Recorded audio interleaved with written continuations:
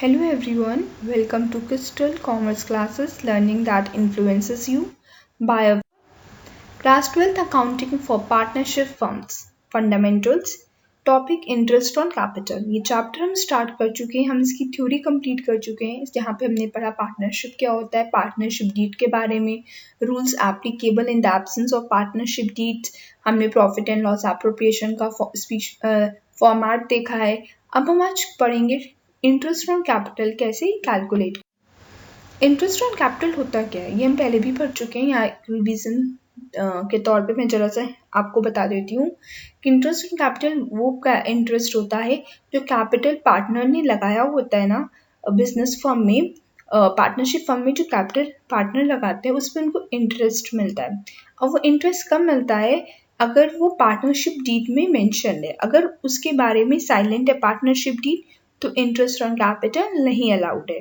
अगर written partnership deed है और उसमें मेंशन किया गया कि interest on capital at the rate of XYZ जो भी परसेंट है 1, 10, 5, 4 जो भी परसेंट मेंशन होगा उस परसेंट के अकॉर्डिंग उनको इंटरेस्ट ऑन कैपिटल मिलेगा।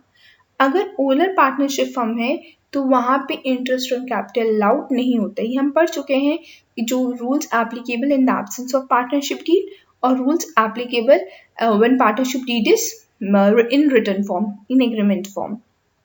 ठीक है, interest on partners capital is allowed only when it is expressly agreed to among the partners. If interest on capital is to be allowed as per agreement, it should be calculated with respect to the time, rate of interest and the amount of capital. वही बात है यहाँ पे भी लिखी है कि जो भी इंटरेस्ट ऑन कैपिटल हम एक्सप्रेस करेंगे वो अमंग पार्टनर्स के बीच में होता है, उनको डिस्ट्रीब्यूट किया जाता है और वो तभी अलाउड होगा अगर वो एग्रीमेंट में मेंशन है। ठीक है, अगर एग्रीमेंट में मेंशन नहीं है तो वो अलाउड नहीं होगा।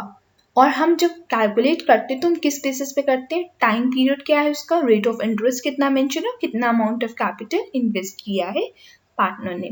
तो भाई यहाँ पे जनरल एंट्री देखते हैं, जब इंटरेस्ट ऑन कैपिटल अलाउड होता है तो interest on capital account debit to partners capital account entry होगी। और जब इसको हम क्लोजर करेंगे, और closure of interest on capital मतलब जब हम इंटरेस्ट ऑन कैपिटल को पार्टनर्स में डिस्ट्रीब्यूट करेंगे तो profit and loss appropriation account debit to interest on capital account.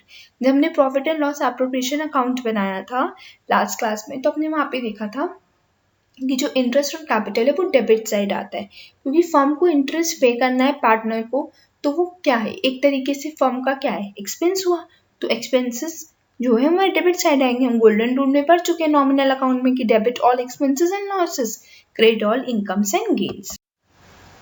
Illustration number 1.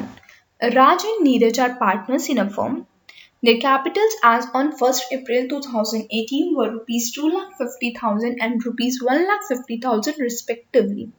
राज और नीरज दो पार्टनर्स हैं एक फर्म में, जिसमें राज ने 2.5 लाख रुपए रुपीज 2,50,000 इन्वेस्ट किया और नीरज ने रुपीज 1,50,000 इन्वेस्ट किया। दे शेयर प्रॉफिट्स इक्वली, वो जो भी प्रॉफिट्स होंगे उसको इक्वली डिवाइड करेंगे आपस में। On July 1, 2018, they decided that their capital should be rupees 2 lakh each. उन्होंने जुलाई 1, 2018 को डिसाइड किया कि उनकी जो भी कैपिटल होगी वो कितनी हो जाएगी, रुपीज 2 लाख ईच। दोनों लोग कितना अमाउंट कर रहे हैं, 2 लाख रुपए दोनों लगा, राज भी 2 लाख और नीरज के भी 2 lakh. The necessary adjustments in the capitals were made by introducing or withdrawing cash. Interest on capital is allowed at 8% per annum. जो इंटरेस्ट ऑन कैपिटल अलाउड है is allowed at 8% per annum, 8% उनको मिलेगा पूरे साल। ठीक है, compute interest on capital for both the partners for the year ending 31 March 2019। Solution पे आते हैं हम। पहले क्वेश्चन को फिर से एक बार समझ लेते क्या कह रहा है कि राज एंड नीरज दो पार्टनर्स है एक फर्म में, जहाँ राज ने जब बिजनेस स्टार्ट किया 1 अप्रैल 2018 को तो उसने 2.5 लाख रुपए लगाए, that is 2,50,000 and Neeraj invested rupees 1,50,000।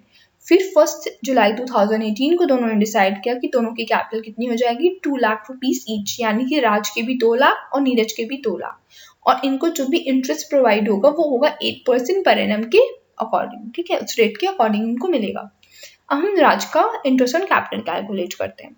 ₹2.5 lakh जो उसने 2,50,000 फॉर 3 मंथ्स। 3 मंथ्स क्यों? क्योंकि जब मैंने राज ने इन्वेस्ट किया 1 अप्रैल 2018 को ₹2.5 लाख ₹2,50,000, तो वो कितने मंथ यूज हुआ? अप्रैल मंथ यूज हुआ, मई जून जुलाई में तो 2 लाख हो गए। तो कितने मंथ यूज किया हमने? 3 मंथ्स। तो 2,50,000 का 8% कितने मंथ्स के लिए? 3/12 मंथ्स के लिए कितना हो गया? 5,000। ठीक है, फिर हम देख रहे हैं कि हमने फर्दर हमें 31 मार्च 2019 तक का निकालना है। फिर हमने देखा 1 जुलाई को 2018 को उसने 2 लाख रुपए और इन्वेस्ट किए। तो 2 लाख का कितने मंथ यूज किया हमने यूज किया जुलाई, अगस्त, सितंबर, अक्टूबर, नवंबर, दिसंबर, जनवरी, फरवरी एंड मार्च। तो कितने मंथ्स हो गए? टोटल हो गए 9 मंथ्स। ठीक है, तो जब ये 9 मंथ्स हुए तो हम जो 2 लाख रुपीज इंटू 8% इंटू 9/12 निकालेंगे 9 मंथ्स के लिए। तो कितना आ गया? ये आ गया 12,000। तो टोटल इंटरेस्ट ऑन कैपिटल राज को कितना मिलेगा at the end of the 31 मार्च 2019? 17,000। अब हम नीरज का कैलकुलेट करेंगे। इनिशियली जब 1 अप्रैल 2018 को जब बिजनेस सेटअप हुआ तो नीरज ने लगाए थे 1,50,000 रुपीज। वो कितने मंथ्स यूज किया हमने? 3 months, April, May and June. ठीक है, तो 1,50,000 कितना परसेंट इंटरेस्ट मिलेगा? 8% इंटू 8%। फिर इंटू कितने मंथ यूज किया हमने? 3/12। 3 मंथ्स यूज किया था, टोटल कितने मंथ्स होते? 12 में से 3 मंथ्स, तो कितना? 3/12, इतना आ गया 3,000। फिर उसने 1 जुलाई 2018 को 2 लाख रुपीज से कितने मंथ यूज किया हमने उसका पैसा बिजनेस में? 9 मंथ्स यूज किया, जुलाई, अगस्त, सितंबर, अक्टूबर, नवंबर, दिसंबर, जनवरी, फरवरी एंड मार्च।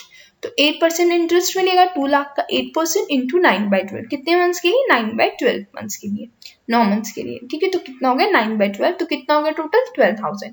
तो total interest on capital Neeraj को कितना मिलेगा? 15,000। 12,000 प्लस 3,000 कितना हो गया? 15,000।